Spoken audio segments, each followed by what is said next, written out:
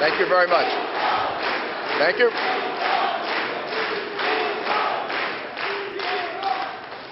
I want to begin by joining Madam Rajavi in expressing my deep sympathy and empathy and prayers for the families of the victims of excessive fundamentalism here in France. As mayor of a city that suffered that fate over 10 years ago, I think I have particular understanding of how much pain and suffering that causes. I also want to join Madam Rajavi in her pointing out that this is an example not of Islam or the Islamic religion, but an example of how any religion or ideology can be taken to excess by people who misuse it. And I think the people of France understand that as the people of America did. I also want to assure you, speaking for myself and so many of my colleagues, that anonymous cowardly sources in the State Department or elsewhere who unknowingly are doing the bidding of the mullahs don't frighten me, won't stop any of us, ever.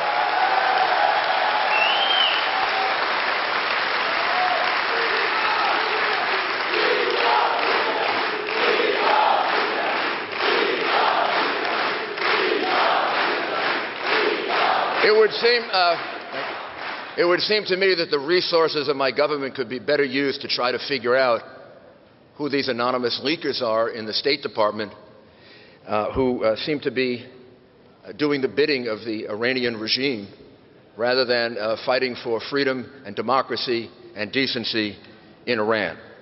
But if anything, this will just make us more determined. I also want to congratulate all my colleagues who have shown great courage in dealing with this, as I knew they would. And really, it doesn't take a great deal of courage. It just takes doing the right thing. We believe we're right.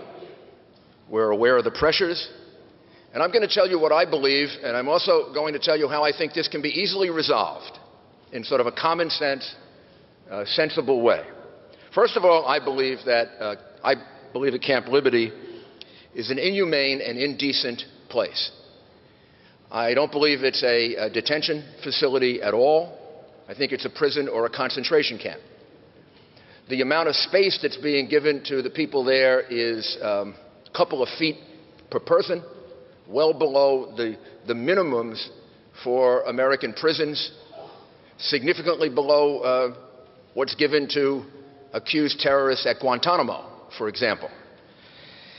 I believe it's a place in which there are prison guards and police that menace the people who now are at Camp Liberty.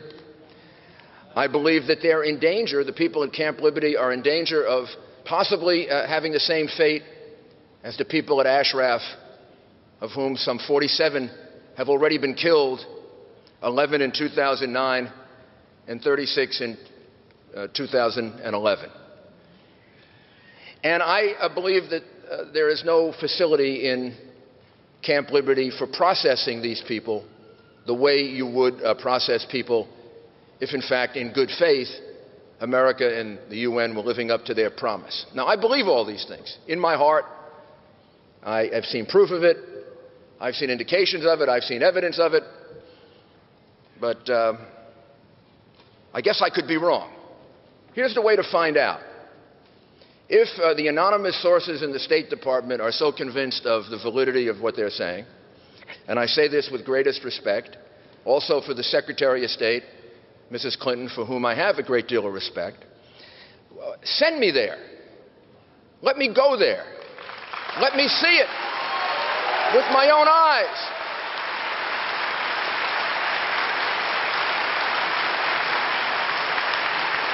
I have eyes. I have a brain. I have senses. If you bring me back, you can put me under oath and ask me to tell the truth about it. I can bring a camera with me so that we don't have to dispute whether I'm right or you're right. Let's see how much space do they have. Let's see how decent or indecent these facilities are. Let's see if there are provisions being made to relocate people or there are not. In other words, let's see if my country that I love, the United States of America, is living up to the promise that it made to the people of Ashraf to protect them and to treat them decently, or it's breaking that promise. I promise you, I will tell the truth about it if you let me go there.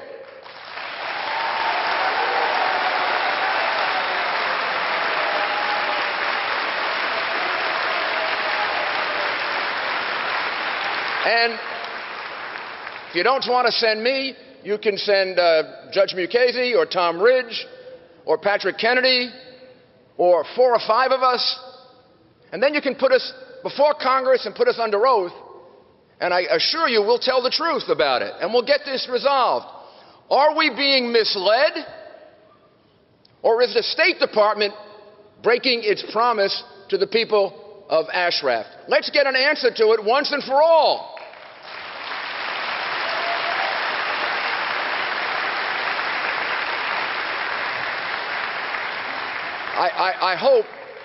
I hope they take us seriously, and I hope they want to get this resolved, because this is truly a humanitarian issue of gravest importance, above and beyond all of the other political issues. 1,200 people have now been moved to Camp Liberty. We are aware of what happened to the people in Camp Ashraf in 2009 and in 2011. Where Maliki, doing the bidding of the Iranian government, had them killed. We have grave fears that somehow that may happen again. And we have grave fears that this is not a decent, legitimate attempt to relocate people. This has to be resolved. This is beyond all of the other issues that are involved. Delisting, how to deal with the Iranian regime. This is just a matter of common decency. And I am so disappointed. I can't express to you how disappointed I am in my government and the way they've acted here. They made a promise to protect these people, and they are unwilling to live up to that promise. And we are going to fight very, very hard to make sure that they do.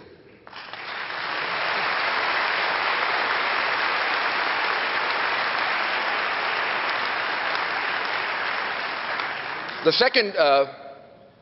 second point that I would like to make is that I fear that this is all part of a dangerous and misguided approach that will yield many, many more problems beyond this.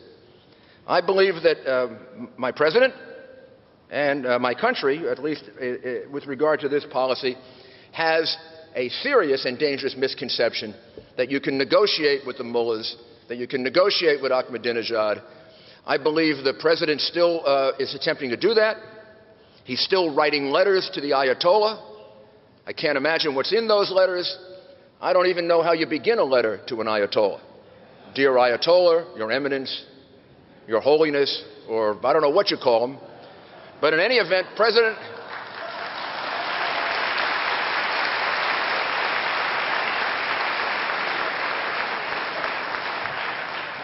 Somehow, I don't think letters are going to persuade him to become humane, decent, to embrace democracy, and to stop trying to develop nuclear weapons.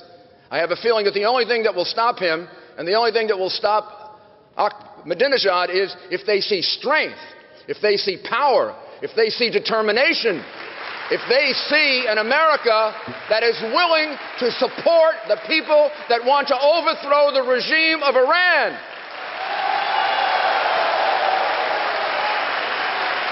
We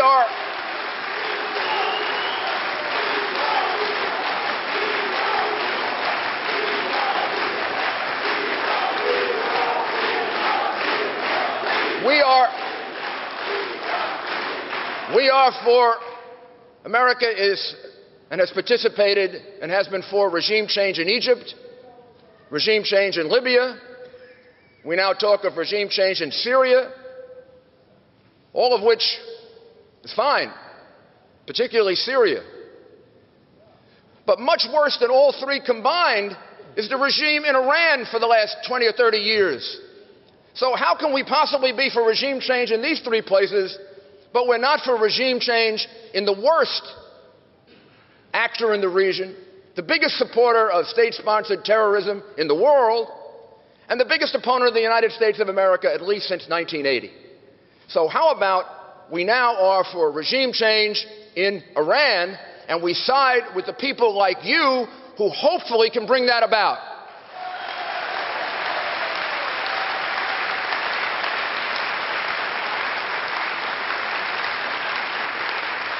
There are people that say that you have no influence with inside Iran. These same anonymous sources from the State Department then say that you're responsible for identifying Iranian nuclear scientists that the Israeli agents are killing. Well, you deny that, the Israelis deny that, but somehow I can't figure out if these anonymous sources are talking to each other. Either you have no influence inside Iran, in which case you couldn't possibly be responsible for fingering and identifying these scientists, or you have a lot of influence inside Iran, which is something, we should take into consideration. So these sources are so contradictory that I don't know how anybody can rely on them. Here's what I know. You, Madam Rajavi, and all of you stand for democracy. That's an American value. You stand for freedom of religion. That's an American value. You stand for a secular government. That's an American value. You stand for due process of law. You stand for a non-nuclear Iran. You stand for the rights of women. And the place that hates you the most is the Iranian government.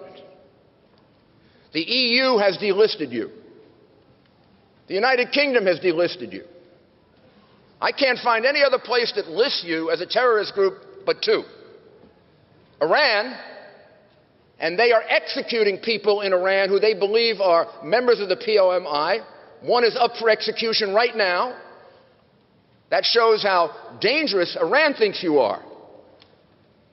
I kind of get encouraged by groups that Iran finds dangerous. So, I think it's about time that the Secretary of State make a decision. Almost a year ago, she was ordered to make that decision. It's supposed to be made in 180 days.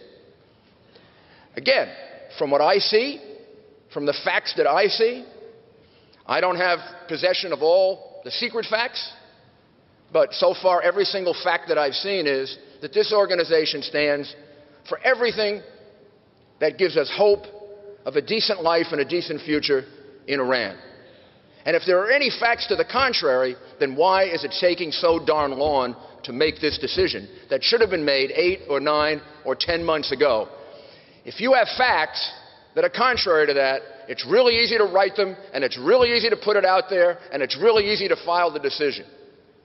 So I hope that over the course of the next several months, we can accomplish two things.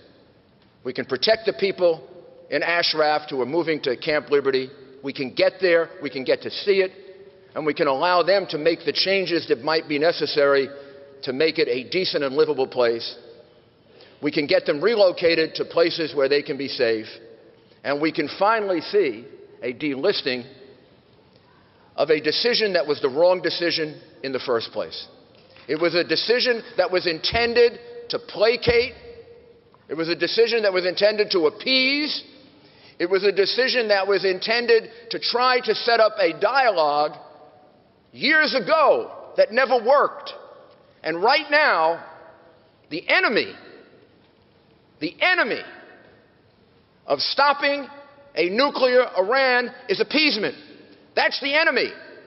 That's the false notion that has made Iran bolder, stronger, and more determined to become nuclear. Let's stop the appeasement. Let's stop trying to negotiate. Let's stop writing letters to the ayatollah. And let's stand up united as Americans and saying, we are for regime change in Iran, and we will take any step necessary to stop Iran from becoming nuclear. Thank you.